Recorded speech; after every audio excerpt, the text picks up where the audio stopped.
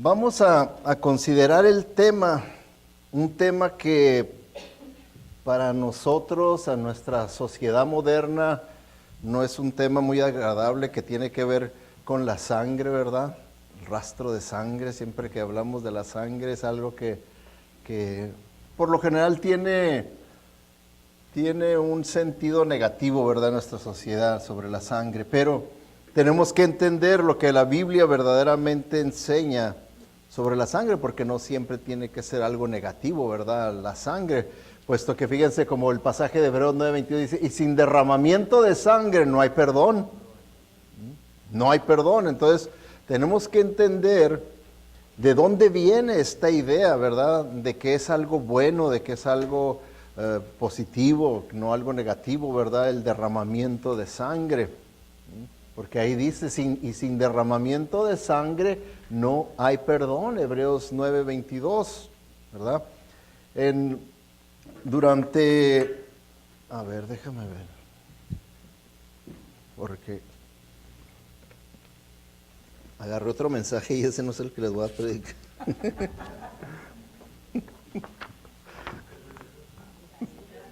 Ya ven, si era mi temor, dije, todo un mes, no sé si me acuerde cómo predicar. A ver, ¿qué pasa? Nunca había pasado tanto tiempo sin predicar, aunque allá sí fuimos a una iglesia, ¿verdad? Estuvimos, cuando ustedes estaban bien dormidos, nosotros estábamos adorando allá, porque son 9 horas de diferencia. Fuimos en Barcelona, fuimos a una iglesia cristiana, y pues todo diferente, pero muy bonito, ¿verdad? Okay. Y les decía que durante la guerra de Corea, la Cruz Roja Americana tenía un lema que apareció en los periódicos y constantemente estaban promoviendo ese lema que decía que tenía que ver, ¿verdad?, con la guerra y con los soldados. Dice, dale a un soldado oportunidad de vivir y luchar, sea un donante de sangre. ¿Okay? Sea un donante de sangre.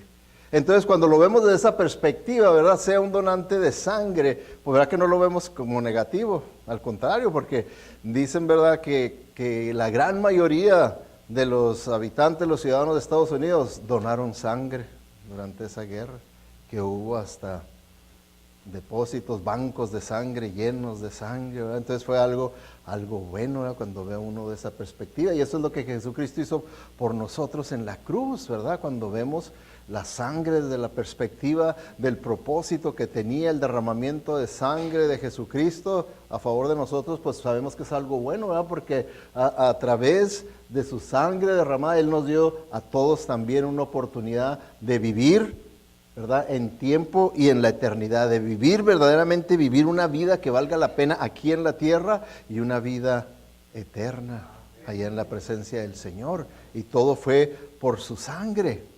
Entonces, cuando vemos, ¿verdad?, el tema de la sangre desde la perspectiva de la Biblia, pues tenemos que verlo de una manera beneficiosa, una manera positiva, no negativa.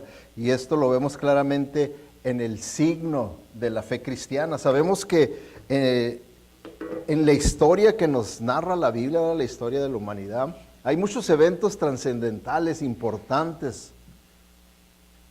Y vemos, ¿verdad?, que tenían un significado que tenía que ver con el curso de la vida. Como por ejemplo, ¿verdad?,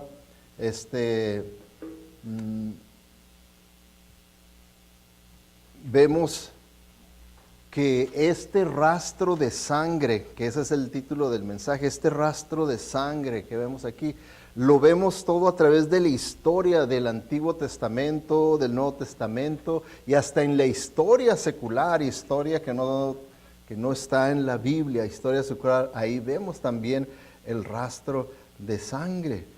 Entonces, tenemos que entender que nuestra fe cristiana, lo que es y lo que no es, porque la fe cristiana no es una ética, que es algo que se escucha, ¿verdad?, muy seguido. Yo oigo la televisión, ¿verdad?, hay un comentarista político que siempre que habla de la fe cristiana dice, es una ética La fe cristiana es una ética, pero la fe cristiana no es una ética. Claro que sí tiene una ética, y la ética de la fe cristiana es la mejor ética que pueda existir. Es por eso que de la ética cristiana se han hecho las leyes que rigen a los países más exitosos en el mundo, de la ética cristiana.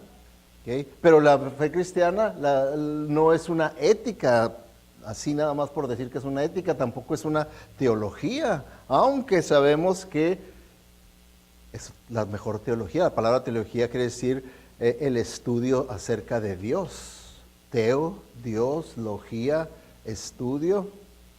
Y sabemos que ahí tenemos el mejor estudio acerca de Dios, porque es la revelación misma de Dios la que tenemos en las Escrituras.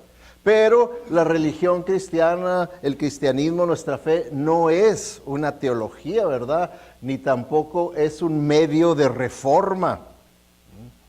Aunque sí sabemos los efectos que ha tenido reformadores en sociedades, en culturas, en naciones, pero no es un medio de reforma, la fe cristiana, ¿verdad? Sino que la fe cristiana tiene que ver con liberar almas del pecado. Ahí es donde tenemos que ver el corazón de lo que es la fe cristiana, de liberar almas del pecado. Todo lo demás sí son producto de la liberación de almas del pecado, pero es el producto, pero el corazón, el fundamento y la base, la esencia de la fe cristiana es liberar almas del pecado. Eso es lo que es, ¿verdad? Y pues todo eso lo vemos en el signo de la fe cristiana. ¿Cuál es el signo? ¿Cuál es el logo de la fe cristiana que representa lo que es verdaderamente la fe cristiana? Y como les digo, hay muchos eventos importantísimos en la Biblia. ¿Se acuerdan ustedes? Dios, dentro de su plan, Él quería establecer y tenía planeado establecer su pueblo escogido. Pero ese pueblo escogido, ¿dónde estaba? Estaba en cautiverio, en esclavitud en Egipto. Y a la persona que Dios había escogido para que los sacara en libertad, pues había huido de Egipto, Moisés, y andaba escondido allá cuidando cabras y chivos. Pero el plan de Dios no es frustrado por nadie. Nadie puede frustrar el plan de Dios. Y entonces el Señor se le manifestó a Moisés. ¿Se acuerdan cómo se le manifestó? En una zarza que ardía y no se consumía. Y no se consumía la zarza. Entonces, el signo de la fe cristiana no es una zarza ardiente, por muy importante que ese evento histórico bíblico haya sucedido y tenga la trascendencia que tuvo. Ese no es el signo de la fe cristiana, una zarza ardiendo. Sabemos, ¿verdad?, sobre una vez que se cumplió el propósito de Dios y bajo el liderazgo de Moisés, Dios sacó al pueblo de la esclavitud de Egipto para establecerlos en la tierra prometida y ahí darles la ley para establecer una nación regida bajo la ley de Dios, una teocracia. Y vemos, ¿verdad?, que el Señor le da las tablas de piedra escritas por Él mismo con la ley de Dios. Y sin embargo, ¿verdad?, el signo de la fe cristiana no es 2 tablas de piedra. Por muy importante que haya sido ese evento histórico, no es. Y tenemos, ¿verdad?, eventos que siguen a través de la Biblia, históricos muy importantes, como es lo que dice la Biblia: y Dios se hizo hombre y habitó entre nosotros. Y vimos la gloria del unigénito lleno de gracia y de verdad, que nació ahí en un pesebre humildemente. Sin embargo, aún siendo tan trascendental ese evento histórico, el signo de la fe cristiana no es un pesebre. Siendo tan importante, ese evento no es un pesebre. Y luego cuando vemos, ¿verdad?, los beneficios de la vida, del sacrificio de Jesucristo, todo, ¿verdad?, de que nos salva y que Él está sentado en gloria, coronado en gloria, y que algún día nosotros también seremos coronados y todo eso. Y sin embargo, siendo algo tan hermoso el pensar en los eventos por venir, futuros, gloriosos, escatológicos, el signo de la fe cristiana no es ni siquiera una corona de oro tampoco. El signo de la fe cristiana, hermanos, es una cruz áspera y sangrienta. Ese es el logo que verdaderamente describe lo que es la fe cristiana. Eso es. Y es por eso, ¿verdad?, que nomás en el Nuevo Testamento, al menos 175 veces Dios revela que la salvación viene por la sangre. Por la sangre. Y sin derramamiento de sangre no hay, dice, remisión de pecados, no hay perdón de pecados. Ahora, la pregunta es, ¿verdad?, que ¿por qué era necesario? ¿Qué pasó? ¿Se fue? ¿Por qué era necesario que se derramara la sangre? ¿Por qué era necesario? Bueno, vamos a ver primeramente, hermanos, que cuando vemos nosotros históricamente el rastro de la sangre, vamos a ver que eso estaba escrito ya en la misma naturaleza del hombre. En la misma naturaleza del hombre, porque no tan solo es algo de nuestra religión, y que no debemos de sentirnos mal cuando nos digan, tu religión es una religión sangrienta. Sí, pero qué sangre tan hermosa, qué sangre tan poderosa, qué propósito tan glorioso. No debemos de sentirnos mal, porque podemos ver que no somos la única religión que habla del derramamiento de sangre. Cuando uno estudia la historia secular, nos damos cuenta que eso era muy común, el derramamiento de sangre en todas las demás religiones. Es por eso que este doctor Paul Brand escribe esto, dice, nosotros los modernos nos resistimos a aceptar la sangre como parte importante en nuestra religión. A este respecto, nos diferenciamos de todas las culturas anteriores. Prácticamente todas las religiones primitivas, incluyendo las de Roma y Grecia, la sangre se creía tener poder espiritual. Y una religión sin sangre habrían parecido ineficaz para la mayoría de los antiguos. O sea que todas las demás culturas antiguas practicaban en su religión el derramamiento de sangre, y veían religiones que no practicaban derramamiento de sangre para cubrir el pecado, para expiar el pecado, lo veían como inefectiva esa religión. Así le veían. La historia secular es lo que nos enseña y nos habla, ¿verdad?, de todo esto. Por eso la idea de la sangre como pago por el pecado parece estar escrito profundamente en la naturaleza humana. Porque cuando uno estudia la historia secular, claro que vamos a ver, porque la Biblia nos presenta una historia completa, pero cuando uno ve fuera de la Biblia la historia secular de los diferentes imperios, las diferentes religiones, las diferentes prácticas, ve uno un rastro de sangre que continúa.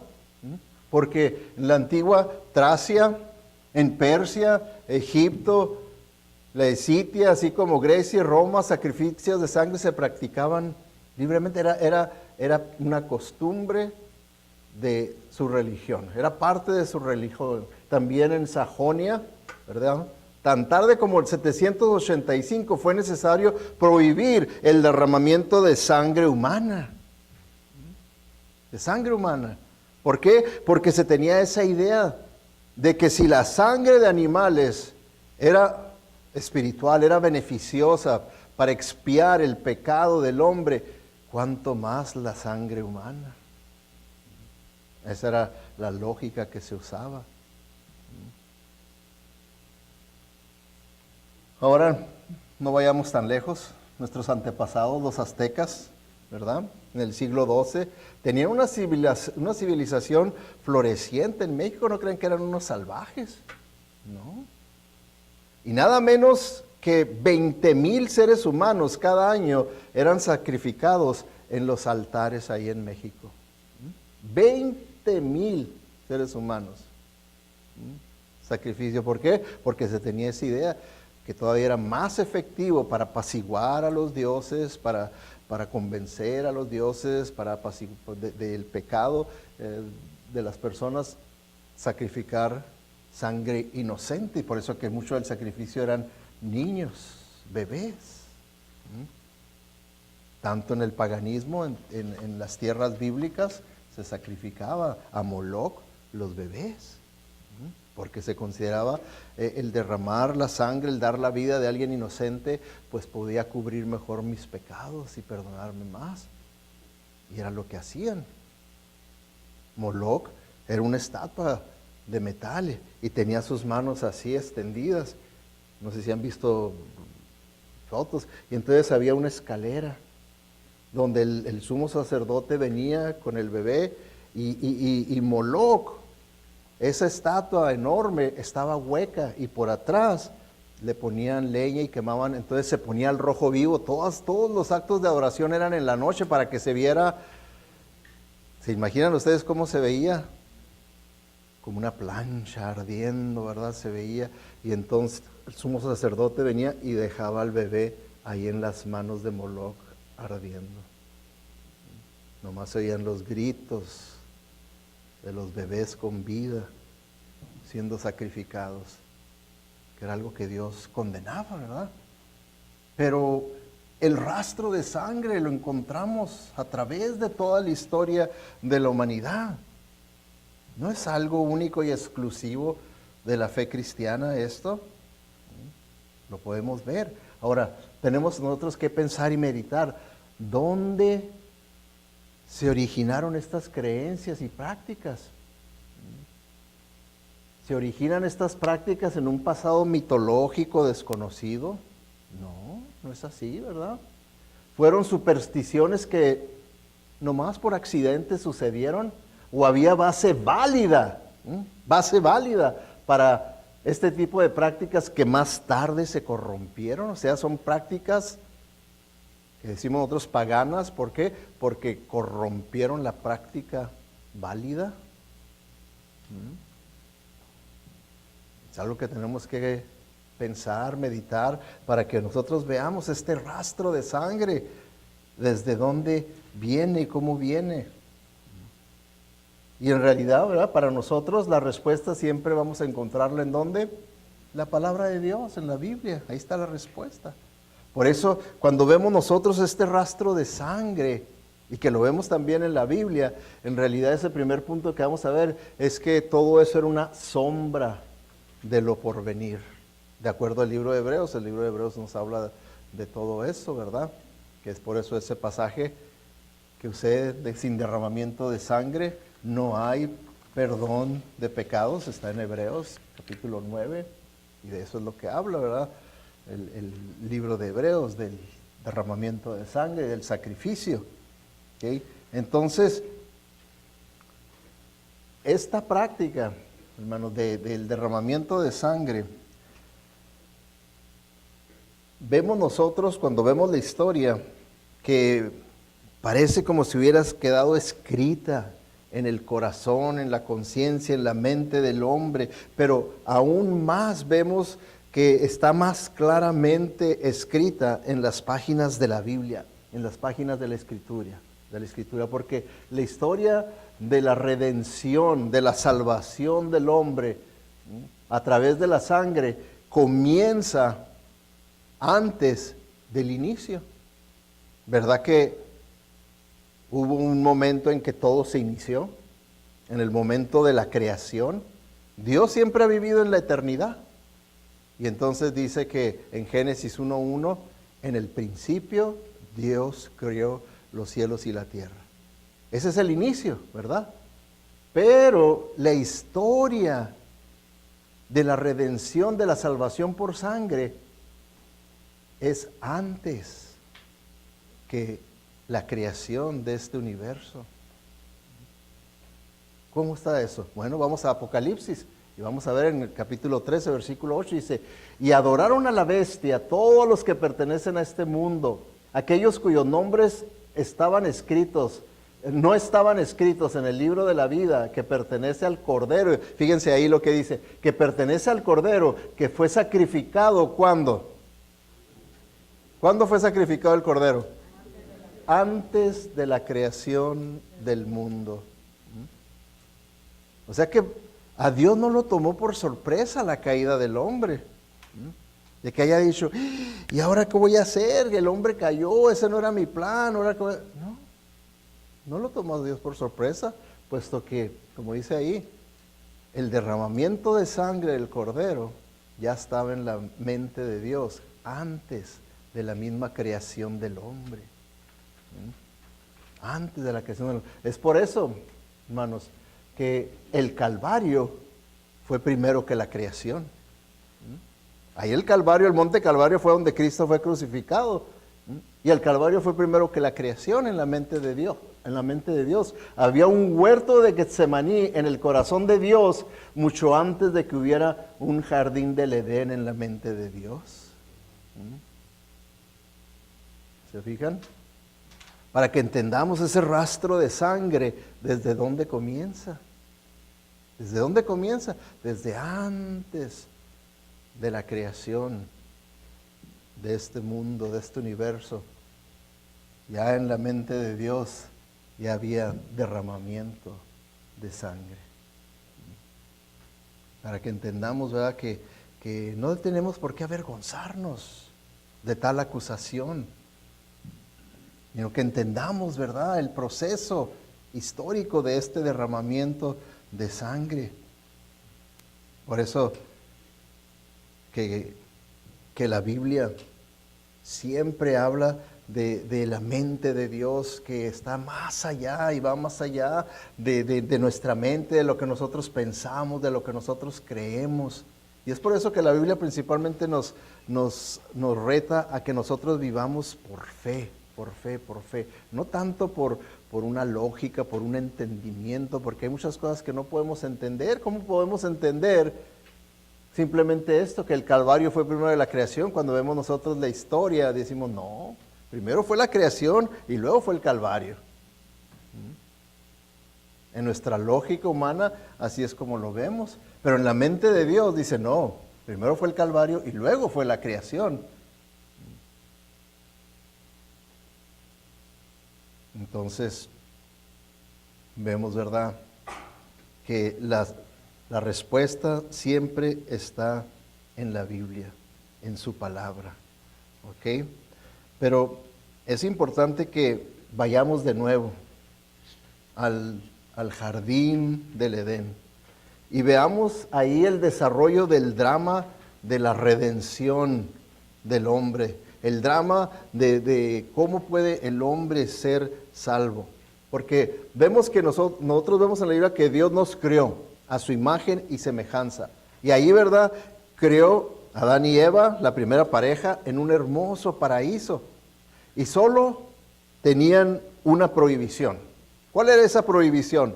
Les dijo: disfruten de todo.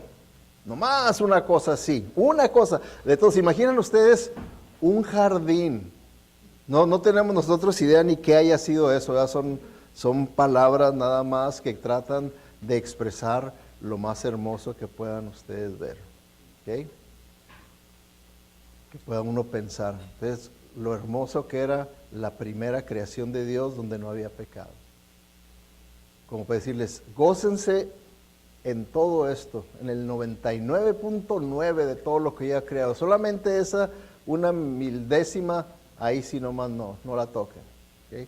Esa fue la única. Dice: pero el árbol del conocimiento del bien y del mal no deberás comer. ¿Okay? Y se fijan, lo pone como una orden: no deberás comer. Es una orden. Y luego la advertencia: el día que de él comas, tal vez morirás. Dice así, ¿qué dice? Ciertamente morirás. También de una manera categórica les dice lo que verdaderamente va a sucederles. Y por decirles que van a morir, está diciéndoles van a morir físicamente, pero eso no es todo. La mayor tragedia es que van a morir espiritualmente, que es, van a terminar separados de la presencia de Dios por una eternidad, que a eso es a lo que se le llama el infierno. Se los advirtió desde un principio. Le dijo, no, de todas mis bendiciones pueden gozarse. Dale gas, date vuelo, en todo eso. Pero nomás de esta otra cosita no, ahí sí no la toques. ¿Okay? No te metas con eso. Pero ¿quién metió la cola? La serpiente, ¿verdad? Es lo que decimos, la serpiente siempre metiendo la cola. Y así es, ¿verdad? Ahora, ¿qué es la naturaleza de Satanás? Engañar, engañar. Y él sigue igual, engañando, ¿verdad? No ha cambiado para nada. Nosotros nos queremos modernizar y hasta decir que ni existe. Y él contentísimo con esa idea. Porque entonces sí, puede engañar más fácil. Porque si ya nos engañó creyendo que no existe, pues ¿cómo no nos va a engañar en otras cosas? Y eso fue lo que hizo, porque fíjense, dice, pero la serpiente le dijo a la mujer, no es cierto, no le creas a Dios, te está queriendo robar bendiciones. Dijo, no es cierto, no van a morir. Fíjense nomás, no van a morir.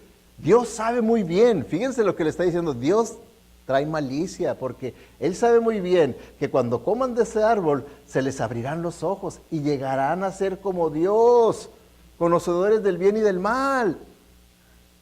No le crean a Dios, créanme a mí. Él les está queriendo robar lo mejor, se los tiene escondidos y yo te lo estoy ofreciendo. ¿No es así lo que dice Satanás siempre? Satanás siempre en su tentación nos va a decir, nadie se va a dar cuenta, disfrútalo. Nomás una vez y ya no lo vuelves a hacer, pero y nadie se va a dar cuenta. No es cierto que te va a pasar esto y que las consecuencias que esto, nadie va a saber. Cuando en realidad él mismo es el que se va a asegurar que todos sepan. Y él mismo se va a asegurar de que sufran las consecuencias. Por eso él es el engañador. Y vemos, ¿verdad?, aquí en el drama inicial, el rastro de sangre, cómo el Señor empieza la trama para redimir, para perdonar al hombre de su pecado.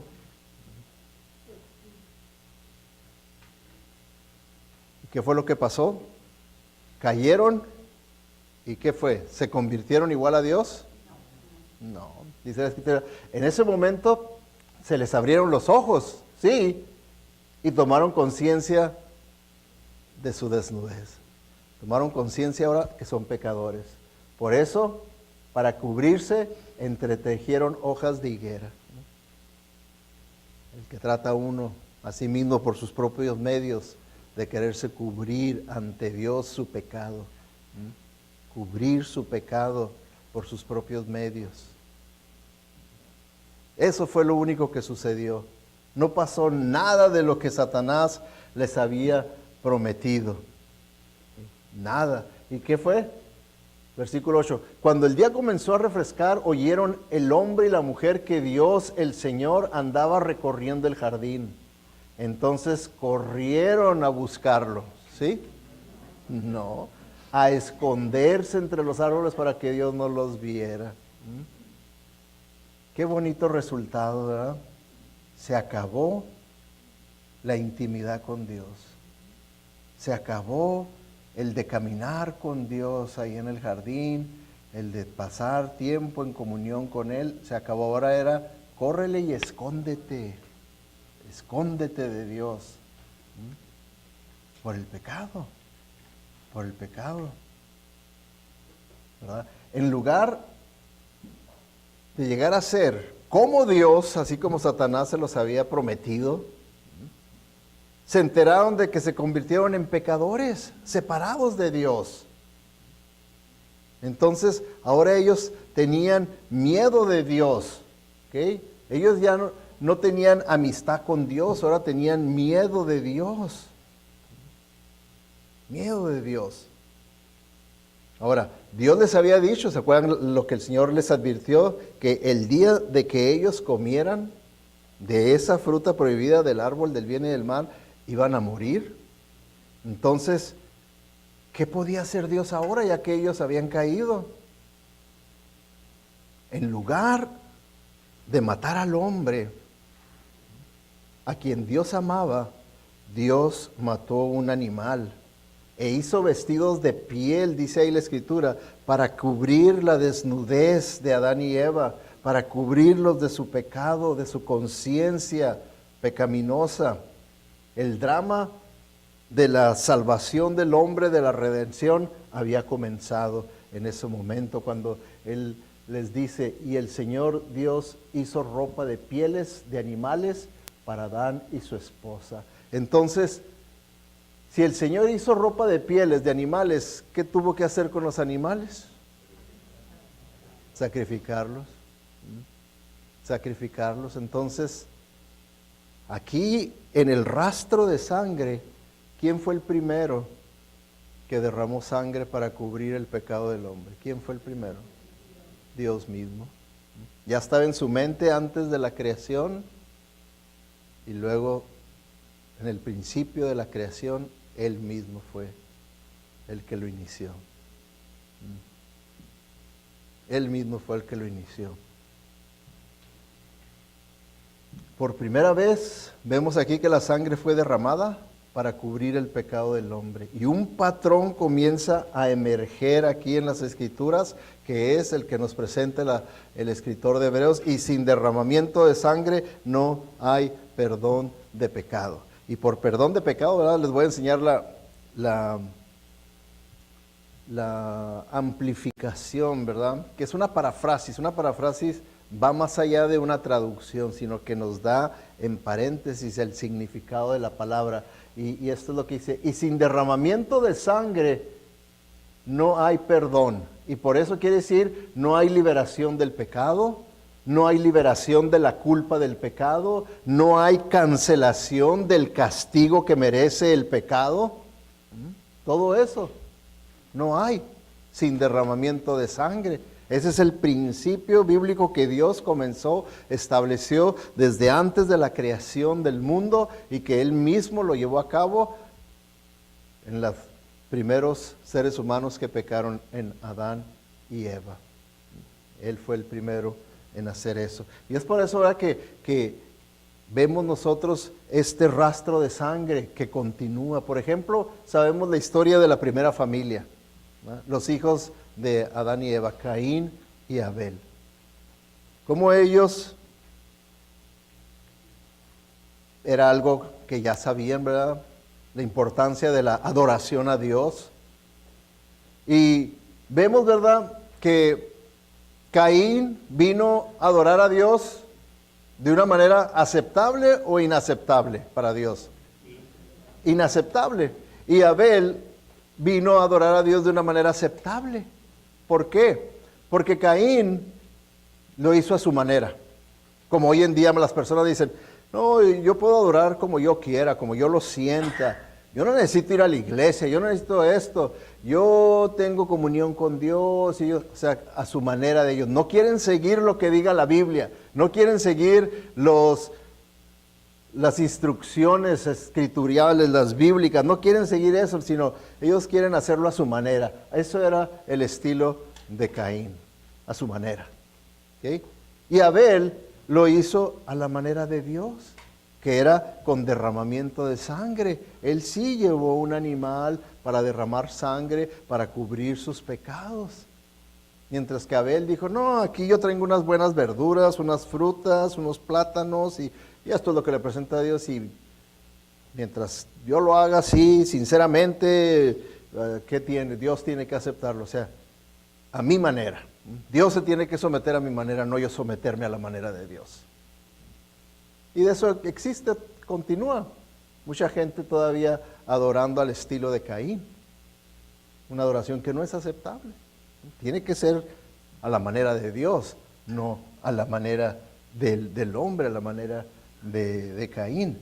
Entonces, vemos, ¿verdad?, que al parecer, ya para entonces Dios ya había enseñado la única forma en la que se podía acercar a Él. La manera de acercarse a Dios era a través de la sangre.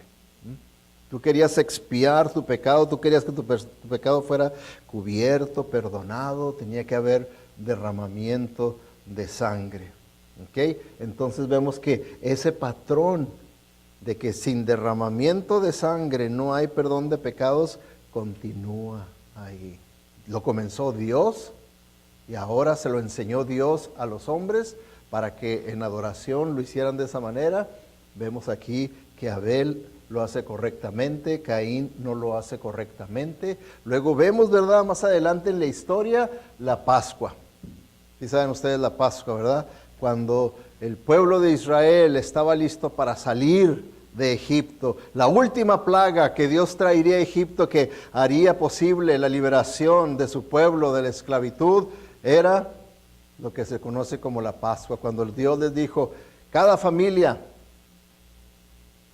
tenían que sacrificar un cordero y la sangre, dice, pónganla ahí en los marcos de su puerta, para que cuando venga el ángel, mi ángel que yo mandaré, un ángel de la muerte, cuando vea la sangre del cordero se pasará de largo. Es lo que quiere decir Pascua, pasar de largo. Se pasará de largo, no entrará, pero donde no esté la sangre del cordero, ahí el ángel de la muerte vendrá y traerá la muerte al primogénito. Entonces vemos el rastro de la sangre, como el Señor ahí en la Pascua da esas instrucciones para que la sangre fuera la que cubriera los pecados. Luego tenemos otra fiesta muy importante, ¿verdad? Y esta es, algún día voy a predicar nada más de lo que era el día de expiación, porque es algo muy bonito todo el significado que tiene el día de la expiación. Pero era un día en el que una vez al año se llevaba a cabo esta fiesta. Y era una fiesta que principalmente la esencia del día de la expiación era el de humillarse ante Dios, ¿verdad? Humillarse ante Dios al punto que su corazón estuviera tan contrito que confesabas todo tu pecado a Dios sinceramente. Y entonces, ¿verdad?, todo el pueblo se reunía y el sumo sacerdote en ese día de la expiación era el único día que él podía entrar al lugar santísimo. O sea que el templo estaba dividido en diferentes atrios, se le llamaban atrios, áreas, pero la última área era el lugar santísimo, el lugar donde una vez al año nada más el sumo sacerdote podía entrar con la sangre del cordero que se sacrificaba, y ese cordero representaba los pecados de toda la nación. Y el sumo sacerdote ahí, ¿verdad?, transfería el pecado de la nación al cordero, era sacrificado y la sangre entraba al lugar santísimo para presentársela en sacrificio agradable a Dios. Y por 3 horas él tenía que permanecer adentro del lugar santísimo, esperando. En 3 horas recibía respuesta de parte de Dios si el sacrificio era aceptable delante de Dios. Las mismas 3 horas que Jesucristo estuvo en la cruz cuando hubo tinieblas. Entonces, después de esas 3 horas, el sumo sacerdote salía y delante del pueblo que estaba expectante, ¿verdad?, esperando, ¿qué pasó? ¿Lo aceptó Dios el sacrificio? ¿No lo aceptó? ¿Quedaron cubiertos y perdonados mis pecados o voy a permanecer en pecado? Estaban todos expectantes, esperando que era la respuesta del sumo sacerdote. Y el sumo sacerdote salía y delante de todo el pueblo, él les daba el resultado. ¿Y saben qué palabras usaba para darles el resultado de que el sacrificio había sido aceptable ante Jehová Dios? Levantaba sus manos y gritaba a gran voz, ¡consumado es! Así gritaba. ¿Han oído esas palabras? El sacrificio había sido aceptado por Dios. La sangre de ese cordero había sido suficiente para cubrir los pecados de toda la nación. Eso era lo que era el día de la expiación. Ahora, todos estos sacrificios del Antiguo Testamento eran solo tipos y símbolos. Eran sombras, dice el libro de Hebreos, de lo perfecto que habría de venir.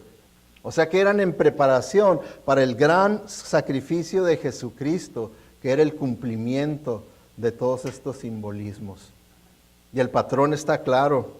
A través del Antiguo Testamento, Dios ha enseñado a su pueblo su odio que Él tiene por el pecado, pero su amor tan grande que tiene por el pecador, y que la única manera de acercarse a Él era por la sangre. Y ellos lo entendieron claramente, que sin derramamiento de sangre no hay perdón de pecado. Esto es algo que Dios había revelado desde el principio a la primera familia, y claro que todas las demás, ¿verdad? Eso se hizo, se dio a conocer a todas las demás conforme la humanidad se multiplicó, pero por eso es que vemos en la historia secular de las otras culturas que también practicaban este sacrificio de sangre, pero estaba distorsionado aquello ya. No era de acuerdo al propósito y a las instrucciones bíblicas, estaba distorsionado. Esa verdad que Dios había revelado a la humanidad estaba distorsionada. Pero vemos, ¿verdad?, el rastro de la sangre a través de la historia bíblica secular, comenzando antes de la creación del mundo y iniciado en el tiempo por Dios mismo para cubrir el pecado de nuestros primeros padres, de Adán y Eva. Pero ahora, quiero que observemos un punto muy importante, este desarrollo del patrón de la Biblia. ¿Ok? Fíjense, porque vemos, por ejemplo, en este rastro de sangre, vimos a Adán, a Abel y a Caín, ¿verdad? O sea que en los días de Abel, la primera familia, el sacrificio consistía de un cordero para cada persona. Es por eso que el cordero de Abel no expió el pecado de Caín, o sea, no cubrió, no hubo perdón de pecado para Caín por el sacrificio correcto de derramamiento de sangre que hizo Caín. Era cada quien tenía que traer su propio animal y sacrificar su propio animal y derramar la sangre de su propio animal, ¿verdad? Así era. Pero luego vemos, ¿verdad?, en la Pascua, cuando salieron de Egipto, vemos que era un cordero para una familia. Les dijo, ¿verdad? Ok, cada familia sacrifica un cordero, lo ponen en los dinteles, en los marcos de la puerta, y el ángel de la muerte pasará de largo. Entonces ahora era para una familia. Y luego en la otra fiesta, el día de expiación, era un cordero para toda la nación. ¿Se fijan? Fue de una persona a una familia, a una nación. Y luego, cuando Juan el Bautista estaba predicando, dice, el día siguiente, Juan vio que Jesús venía hacia él y dijo, este es el Cordero de Dios que quita el pecado ¿de qué? Ahora es del mundo entero. El sacrificio, el derramamiento de sangre del Cordero de Dios habría de ser efectivo potencialmente para todo el mundo. Como Dios fue enseñando por una persona, una familia, una nación, el mundo entero.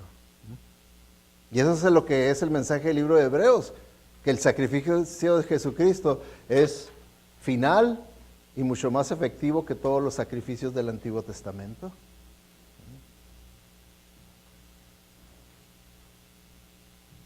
Entonces, vemos, ¿verdad?, este rastro de sangre, cómo viene a través de las Escrituras, y que no es algo que nosotros tengamos de qué avergonzarnos, sino al contrario, gloriarnos en la sangre preciosa de nuestro Señor Jesucristo, ese Cordero que fue inmolado antes de la creación del mundo. Ahora, como les digo, en Juan 19:30 dice, cuando Jesús probó el vinagre cuando estaba crucificado, dijo, consumado es. Luego inclinó la cabeza y entregó el Espíritu.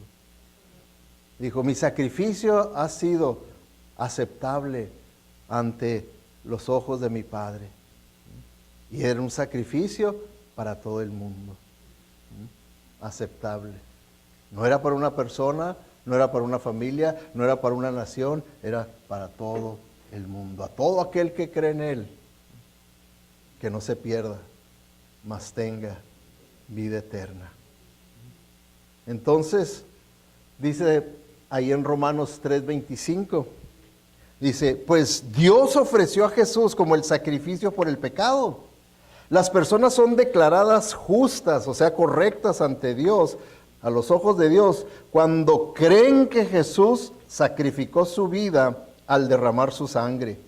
Ese sacrificio muestra que Dios actuó con justicia cuando se contuvo y no castigó a los que pecaron en el pasado.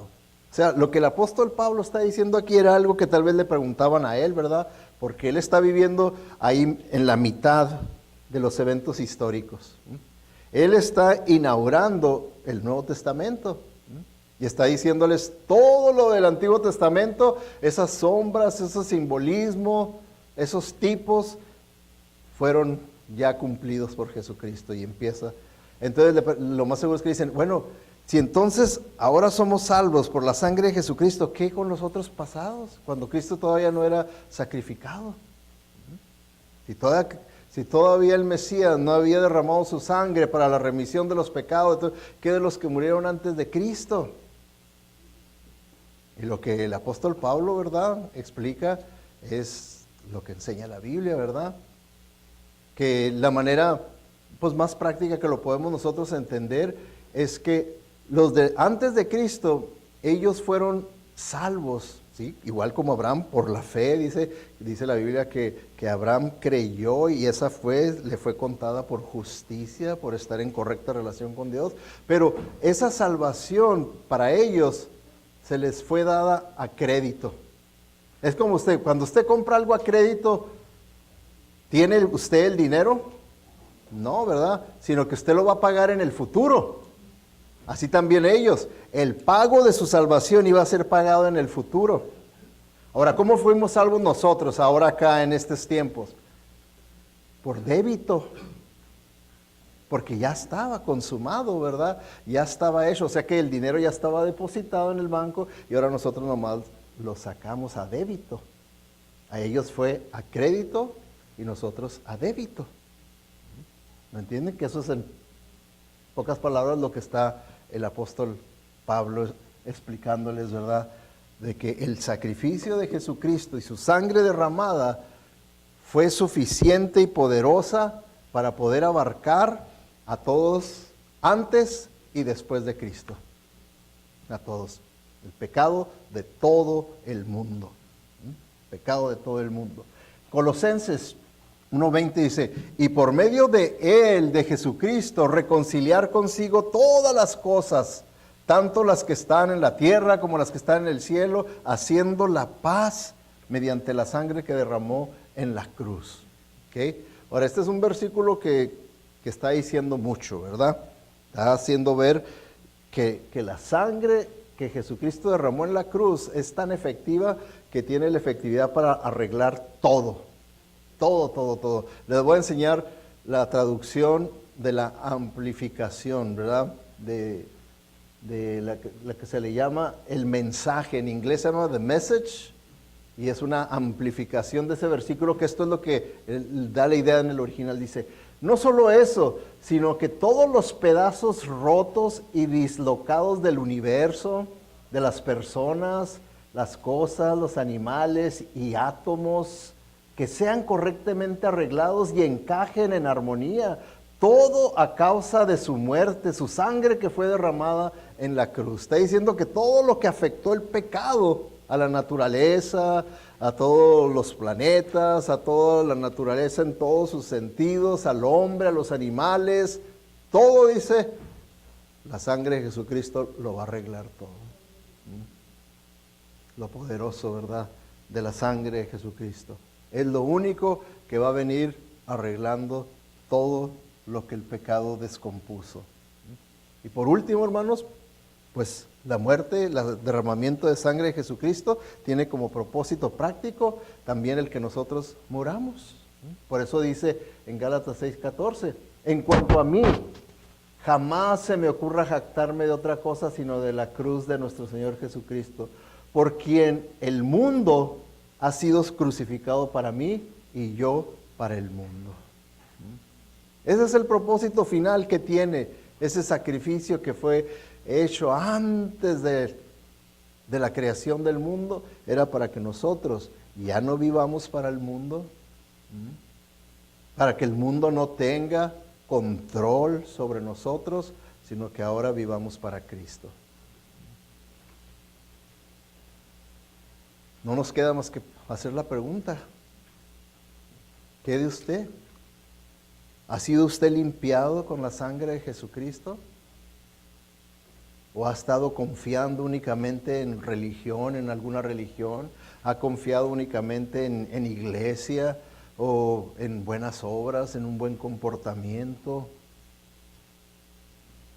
¿Qué es en lo que usted confía para algún día verdaderamente estar en la presencia de Dios sin mancha y sin culpa? ¿En qué está confiando? Si usted no le ha entregado su vida a Jesucristo, si usted no ha sido limpiado con la sangre de Jesucristo, por eso es que usted está aquí en este día. Porque Cristo lo quiere salvar verdaderamente. Él lo quiere salvar. Y nada gana bueno, nada bueno usted va a ganar con endurecer su corazón y decir, no, en otra ocasión. ¿En otra ocasión? ¿Cuál otra ocasión? ¿Quién le asegura otra ocasión? ¿Quién se la asegura? Nadie se la puede asegurar. Ahorita es cuando, dice la Biblia, hoy es el día de salvación. Si hoy oyereis su voz, no endurezcas tu corazón.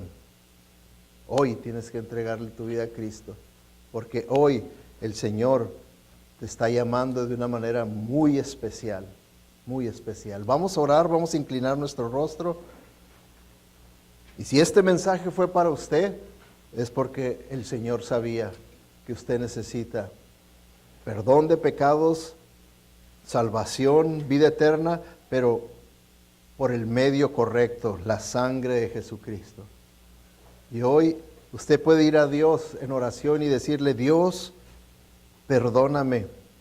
Perdóname porque he vivido una vida egoísta y en ignorancia y no he tomado en serio el sacrificio de Jesucristo en la cruz. Pero ahora entiendo cuál es el propósito por el cual Él derramó su sangre. Porque ahora entiendo que sin el derramamiento de su sangre no hay perdón de pecados. Alguien tenía que morir. Y yo no quiero morir en el infierno. Por eso es que ahora sí creo, tengo fe y recibo a Jesucristo como mi único y suficiente Salvador. Ahora sí creo que el sacrificio de Jesucristo es suficiente para perdonarme y limpiarme de toda maldad. Renuncio a toda confianza falsa como religión, buenas obras, iglesia, rituales, y únicamente confío en la sangre derramada de Jesucristo para limpiarme de todo pecado. Lléname de tu Santo Espíritu, Señor, para que de hoy en adelante yo pueda vivir con tu poder, Señor, para tu honra y tu gloria.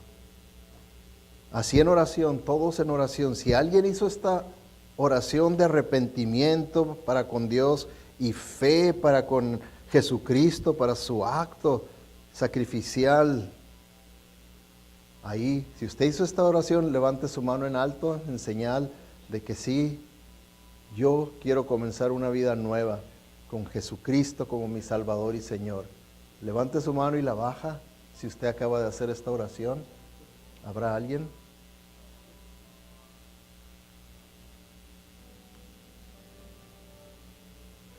¿Habrá alguien? No le dé pena, es lo más hermoso, lo más importante de esta vida. Levante su mano y diga, sí, yo hice esta oración. Yo le entregué mi vida a Jesucristo y voy a comenzar una vida nueva, siguiéndolo a Él en obediencia. ¿Habrá alguien?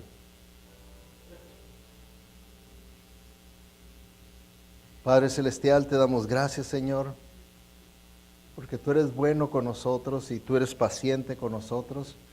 Y gracias te damos por tu plan, que aunque ante la mente nuestra, Señor, no lo podamos comprender completamente, gracias te damos, Señor, por lo suficiente que es para perdonar y limpiarnos de todo mal, de todo pecado.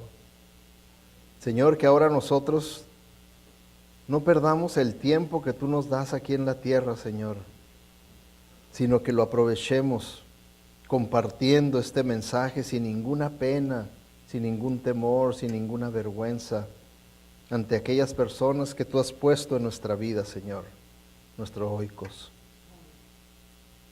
Ayúdanos, Señor, a ser fieles testigos tuyos, porque tú has sido fiel con nosotros, Padre.